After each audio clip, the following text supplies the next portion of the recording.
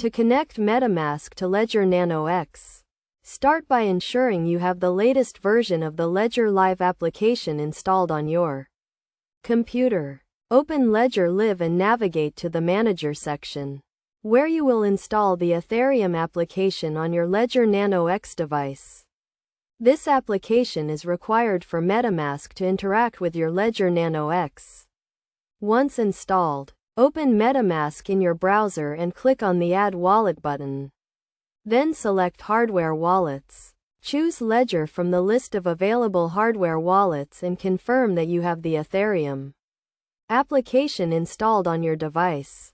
MetaMask will then prompt you to connect your Ledger Nano X device to your computer using the USB cable. Make sure your Ledger Nano X is unlocked and in the Ethereum application.